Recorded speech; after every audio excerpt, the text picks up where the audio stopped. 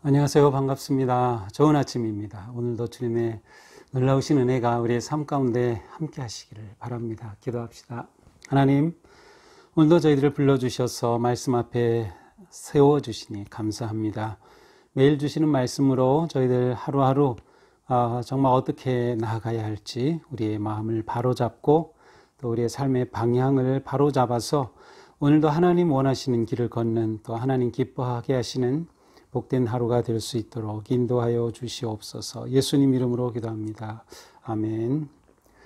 네, 오늘 말씀은 이사야서 20장입니다. 1절부터 6절까지 한 장 전체인데 좀 짧습니다.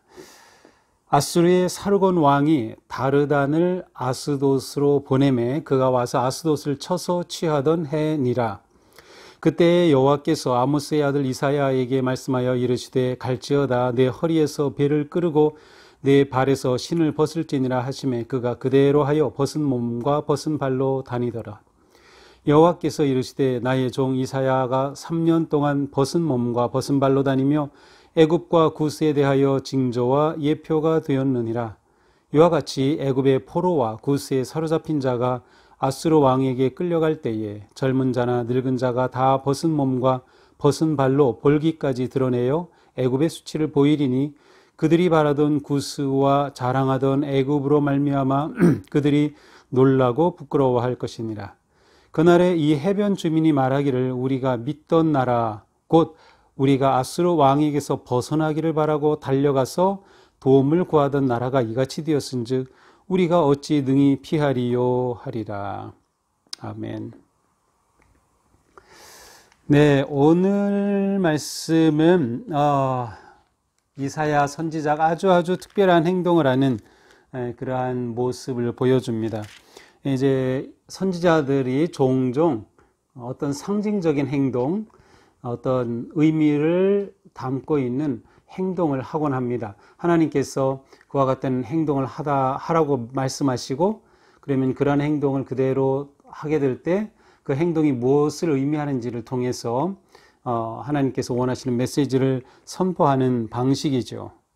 자, 오늘 말씀은 하나님께서 아수르의 왕에 의해서 어떤 일들이 일어날 것인가에 관한 그러한 내용입니다. 1절은 이렇게 시작됩니다. 아수르의 사르곤 왕이 다르단을 아스돗으로 보내매 그가 와서 아스돗을 쳐서 취하던 해니라.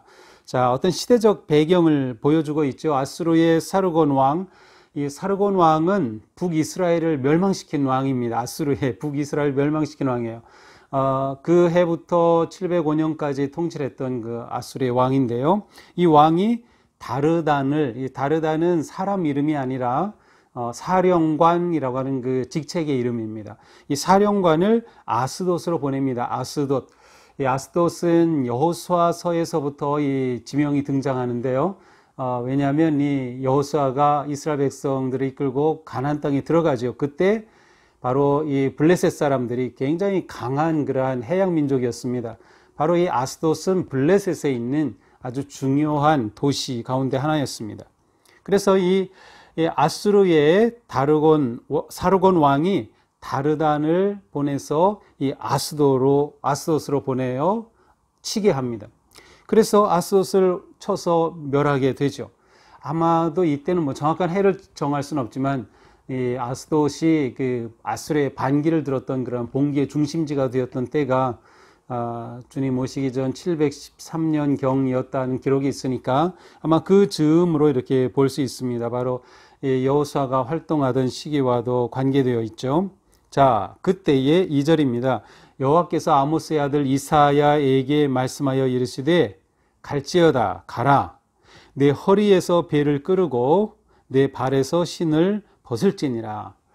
허리에서 배를 끄르고, 여기서 일반적으로 배는 뭐 회개할 때 나타내는 그런 상징이지만 여기서는 일반 복장의 옷에서 허리띠를 끄르라는 그런 얘기입니다. 그리고 발에서 신을 벗으라고 말씀하십니다. 우리는 요즘 뭐 옷을 이렇게 너무 잘 이렇게 입죠. 또 위도 뭐 상의 하의 뭐 이렇게 있고 속옷 겉옷 이렇게 있지만 이 시대의 옷은 그야말로 보자기 하나 이렇게 두르고 끈을 맬 정도의 그러한 옷이었을 겁니다. 속옷은 당연히 입지 않았을 거고요.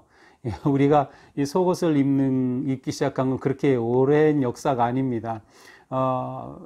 그러니까 이렇게 옷을 두르고 거기에 이렇게 허리띠를 맸던 것을 풀으면은 자연히 옷이 이렇게 풀어지고요. 그렇게 되면 속옷도 입지 않았으니까 알몸이 드러나게 되죠. 그러한 모습입니다. 또 신도 벗으니까 물론 그냥 샌들과 같이 이렇게 신는 그러한 신이겠지만 그 신도 벗으니까 완전히 알몸의 맨발의 모습을 하라는 것입니다. 그런데 2절 후반절에 보니까 이사야가 그대로 하여 벗은 몸과 벗은 발로 다니니라. 하나님께서 그렇게 말씀하시니까 이사야가 벗은 몸과 벗은 발로 다니기 시작합니다. 몇 년 동안 그랬는가 하면 3년간 그렇게 합니다. 3절입니다. 여호와께서 이르시되 나의 종 이사야가 3년 동안 벗은 몸과 벗은 발로 다니며 애굽과 구스에 대하여 징조와 예표가 되었느니라. 이사야의 이러한 행동은 이집트와 에티오피아에 대한 하나님이 어떻게 하실지에 대한 징조, 예표가 된 것이에요. 그러니까 이번에는 말로 메시지를 선포하는 것이 아니라 이사야가 행동으로 하나님의 메시지를 선포한 것입니다. 이제 하나님께서 명령하셨고 이사야가 순종했습니다. 이제 3절 이하에서는 바로 이 행동의 의미가 무엇인지 4절에서 이렇게 말합니다. 이와 같이 이사야가 이렇게 행동한 것처럼 애굽의 포로와 구스에 사로잡힌 자가 아수르 왕에게 끌려갈 때에 젊은 자나 늙은 자가 다 벗은 몸과 벗은 발로 볼기까지 드러내어 애굽의 수치를 보이리니 무슨 일이 일어난 겁니까? 북쪽 아수르가 내려와서 이집트를 다 쳐부셨습니다. 심지어 에티오피아까지 다 점령하고 그들을 포로로 잡아가죠. 벗은 몸과 맨발은 일반적으로 이 당시에 포로 잡힌 모습을 의미하기도 합니다. 실제로 포로들은 이러한 모습으로 끌려가죠. 그래서 벗은 몸, 벗은 발로 볼기까지 다 수치를 드러내는 모습이에요. 그러니까 전쟁에 포로된 모습, 부끄럽고 수치스러운 것을 그대로 드러내는 모습. 누가? 이집트와 에티오피아가 그렇게 된다는 말입니다. 자, 이렇게 되니까 5절 어떻게 됩니까? 그들이 바라던 구스와 자랑하던 애굽으로 말미암아 그들이 놀라고 부끄러워할 것이니라. 그래서 그들은 아마도 유다 백성, 이스라엘 하나님의 백성들이었을 것 같아요. 그들이 바라던 구스, 그들이 강한 에티오피아를 원했어요. 에티오피아가 우리와 함께 동맹을 맺으면 저 북쪽 아수르를 이길 것이다. 또 자랑하던 애굽, 그 당시 아주 최대의 강국이었던 애굽, 이집트와 우리가 하나가 되어서 동맹하면 이집트가 우리를 도와주면 우리가 능히 아수르를 물리친다. 그러한 생각을 하고 있었던 거죠. 그런데 오히려 의지하고 바랐던 에티오피아와 이집트가 이렇게 아수르에게 멸망할 꼴이 되었으니 말이죠. 그래서 이들은 놀라고 부끄러워할 것이다. 마지막 6절 그날에 해변 주민이 말하기를, 해변 주민 누굽니까? 바로 블레셋 사람들이죠. 그들이 말하기를 맨 1절에서 말한 아스돗의 도시가 속한 블레셋이란 나라, 말하기를 우리가 믿던 나라 곧 우리가 아수르 왕에게서 벗어나기를 바라고 달려가 도움을 구하던 나라가 이같이 되었은즉 우리가 어찌 능히 피하리요 하리라. 블레셋조차도 아수르와 대항하기 위해서 얼른 남쪽 이집트로 가서 도움을 구했어요. 또 구스 에티오피아와 손을 잡으려고 했어요. 그런데 그들이 이렇게 멸망하고 오히려 아수르의 포로가 되어 가고 있으니 우리는 앞으로 어떻게 될 것이냐라는 그러한 말입니다. 자, 오늘 말씀은 북쪽 아수르의 이집트와 에티오피아가 포로로 잡혀갈 것이라고 하는 것이 내용이지만 그 메시지를 전하는 방식은 이사야가 어떤 특이한 행동, 상징적 행동, 예언적 행동을 통해서 보여주신 그러한 내용입니다. 우리는 지금까지 하나님께서 여러 나라들에 대해서 그 메시지를 선포하시는 그들에 대한 하나님의 경고와 심판의 내용을 계속 보고 있어요. 그래서 여러 나라들에 대한 지리적인 그 그림이 어느 정도 이렇게 잡혔으면 좋겠는데요. 제가 오늘은 지도를 그리지 않고 제가 좀 지도를 찾아보는데 마땅한 지도는 없어요. 그래서 제가 가지고 있는 지도 중에 이제 하나를 찾아봤는데요. 자, 여기를 보시면 여기가 지중해죠. 여기가 이집트입니다. 아수르는 바로 여기입니다. 바벨론은 이쪽이죠. 근데 여기 작은 나라가 바로 이스라엘입니다. 여기 작은 나라. 남쪽 유다, 북이스라엘이었죠. 그 다음에 이쪽에는 다메섹으로 불리는 그런 아람이 있었고, 암몬이 있었고, 그 옆에 모압이 있었고, 기억나시나요? 그 아래에 에돔이 있었죠. 그러니까 에돔, 모압, 암몬, 아람, 다메섹 이런 식으로 되어 있습니다. 하나님께서 이 나라들에 대해 차례로 예언의 말씀을 주셨죠.